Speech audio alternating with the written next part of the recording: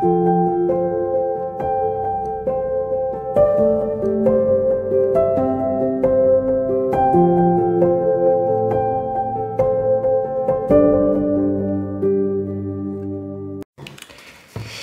à tous et bienvenue pour ce temps de matinale. Ce matin, je partagerai avec vous un texte que je trouve extrêmement intéressant parce qu'il parle quelque part de justice et nous avons tous, je le crois, dans notre cœur envie que la vraie justice soit rendue un jour. Et donc c'est dans Luc chapitre 12, versets 2 à 3, juste un peu avant, en amont, il est dit « Gardez-vous, dit Jésus, de ce levain hypocrite des pharisiens, car tout ce qui se fait en secret sera dévoilé, et tout ce qui est caché finira par être connu. Ainsi, tout ce que vous aurez dit en secret sera entendu ouvertement en plein jour, et tout ce que vous aurez chuchoté dans le creux de l'oreille, derrière les portes bien closes, sera crié du haut des toits en terrasse. » Voilà.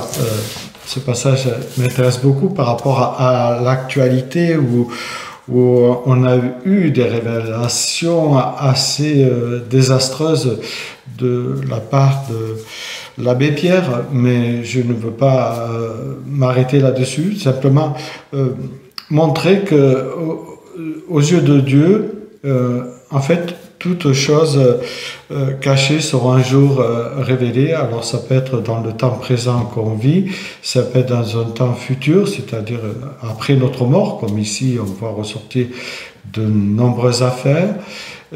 Et ça peut être aussi le jour où nous passerons devant le tribunal de Dieu. Et c'est intéressant de voir que Dieu nous dit que les choses cachées seront tôt ou tard révélées. Et Dieu dit cela parce qu'il est omnipotent, omniprésent, omniconscient. Donc, il connaît chacun de nous au plus profond de notre être, de notre corps, de notre esprit, même avant que nous parlons, il sait ce que nous allons dire.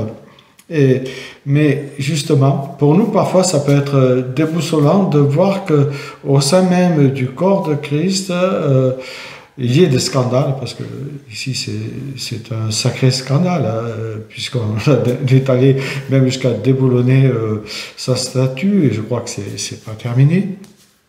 Mais Dieu nous dit que ces scandales arrivent justement pour qu'on puisse faire la comparaison entre ceux qui sont disciples de Christ et ceux qui ne sont pas disciples de Christ. Ceux qui sont des dévots, en fait, qui jouent aux dévots, pardon, plutôt. Et Jésus, justement, dit dans Matthieu 7, il dit très bien, ce n'est pas ceux qui me diront « Seigneur, Seigneur » qui entreront dans le royaume de Dieu, mais seulement ceux qui ont fait ma volonté. Et parfois, on se demande pourquoi Dieu permet que l'ivraie grandisse au milieu du blé, en fait. Dans Matthieu 13, on voit cela, on voit Jésus qui parle à ses disciples et puis qui leur dit que l'ivraie va en fait croître au milieu du blé.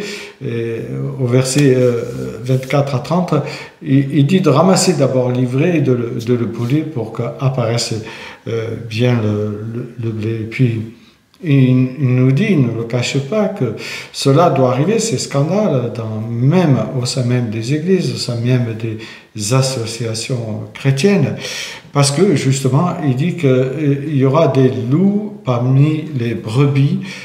Matthieu 10, 16 nous le rappelle très fortement. Et voilà, donc on n'est pas étonné, même si on est déçu de tout ce qu'on peut entendre de part et d'autre, mais Dieu nous avait averti que ces choses-là devraient arriver, ces scandales, afin qu'on puisse reconnaître les chrétiens et les non-chrétiens, en tout cas ceux qui ont joué au dévot.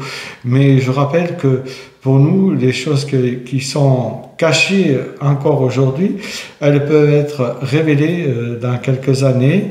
Et si elles ne sont pas révélées dans quelques années, alors le Seigneur s'en chargera le jour où nous le rencontrerons. Donc, personne ne peut passer, on pourrait dire, à la trappe. Dieu a un filtre qui est incroyable, parce qu'il nous dit, si le monde oublie justement de faire éclater vos scandales, le jour du jugement donc ils éclateront devant moi. Et là, vous aurez beau dire, mais Seigneur, nous avons fait des miracles, nous avons chassé des démons en ton nom. Et là, je vous dirai, je ne vous ai jamais connu.